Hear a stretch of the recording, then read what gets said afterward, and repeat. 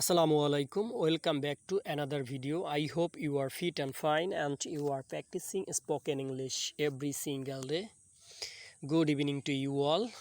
I'm fit and fine. সুপ্রিয় শিক্ষার্থীরা, আশা করি আপনারা অনেক ভালো আছেন। আমিও ইনশাআল্লাহ খুবই ভালো আছি। আজকে চমৎকার একটি লেসন নিয়ে এসেছি, ডেইলি ইউজ ফ্রেজেস। দেখতে পাচ্ছেন আপনারা। আমি ক্লাসে ঢুকে যাই আগে, তারপর বিস্তারিত আলোচনা করছি ইনশাআল্লাহ। তুমি কার সাথে কথা বলছো? Who are you talking to? Who are you talking to? তুমি কার সাথে কথা বলছো? তুমি কতদিন এখানে থাকবে? হাউ লং অর্থ কত, how long will you stay here? তুমি কতদিন এখানে থাকবে? এটা কোন জায়গা? What place is it? এটা কোন জায়গা? এটা এখান থেকে কত দূর? How far is it from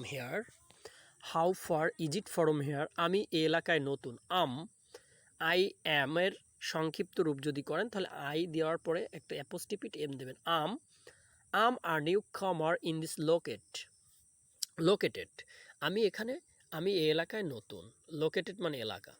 আমার শরীরটা খারাপ লাগছে। I fill out of sorts. আমার শরীরটা খারাপ লাগছে। সুপ্রিয় শিক্ষার্থীরা, খুবই ইম্পর্টেন্ট। এই ব্যবহারগুলো আমাদের দৈনন্দিন জীবনে প্রতিদিনই কম বেশি ব্যবহৃত হয়ে থাকে।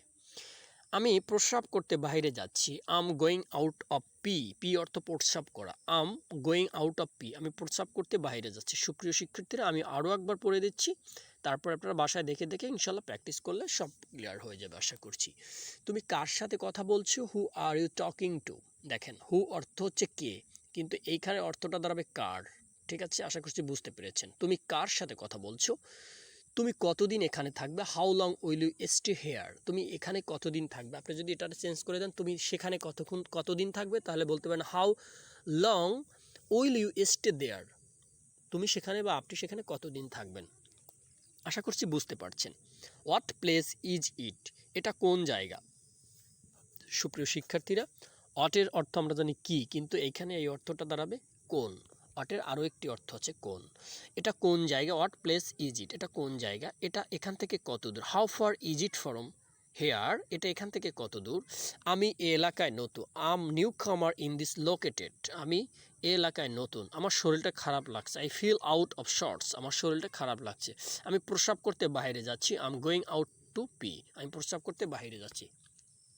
সুপ্রিয় শিক্ষার্থীরা, এগুলো খুবই সহজ মনে হচ্ছে, বা আমি এগুলো পড়তে পারছি, আমাদের কাছে খুবই ছোট মনে হচ্ছে, কিন্তু আপনি বাস্তব লাইফে যখন এগুলো প্রয়োগ করবেন, অর্থাৎ অ্যাপ্লাই করতে যাবেন, আপনি কিন্তু এগুলো বলতে পারবেন না। কেন বলতে পারবেন না? বিকজ আপনার লট অফ টাইম এগুলো প্র্যাকটিস নেই। আমরা বাংলা ভাষাভাষী মানুষ, আমরা বাংলায় কথা বলতেই স্বাচ্ছন্দ্যবোধ মনে করি, সো এটা আমার সচরাচর মুখে আসবে না। তো এর জন্য আপনার বারবার দেখে প্র্যাকটিস করতে হবে, যে আপনার যখন যেটা প্রয়োজন হবে সেই ওয়ার্ড, সেই সেন্টেন্স আপনি অটোমেটিকলি আপনার মুখ থেকে বের হতে থাকবে। আমাদের দেশের টিচাররা অনেক ভালো শেখায়, কিন্তু আমরা আসলে শেখার গতি নিয়মটা ধরতে পারি না, বা আমরা কোন ওয়েতে শিখবো, কিভাবে প্র্যাকটিস করলে এটা আমাদের প্রপার ওয়েতে শেখা হবে, এই বিষয়গুলো তারা আমাদেরকে অতটা বেশি কনসার্নস থাকে না, যার কারণে আমরা এগুলো নিয়ে আমরা আথাবাথা করি না, 2-1 দিন পরে ছেড়ে দিই। আপনি যদি সত্যি ইংলিশ শিখতে চান তাহলে প্র্যাকটিস করতে হবে। You have to try more and more. You have to practice more and more. আপনাকে বারবার চেষ্টা করতে হবে, বারবার ট্রাই করতে হবে, তাহলে একটা সময় হয়ে যাবে। এটা কঠিন কোনো বিষয় না। বাস প্রতিদিন দেখেন 10টা-20টা সেন্টেন্স আপনি প্র্যাকটিস করতে থাকেন, দেখবেন অটোমেটিকলি এগুলো ইনশাল্লাহ আপনার পরিবর্তন শুরু হয়ে যাবে। সবাই ভালো থাকবেন, সুস্থ থাকবেন, আর অবশ্যই ভিডিওটি ভালো লেগে থাকে লাইক, কমেন্ট, শেয়ারের মাধ্যমে জানান দিতে পারেন। Thank you so much for staying with me. আসসালামু আলাইকুম।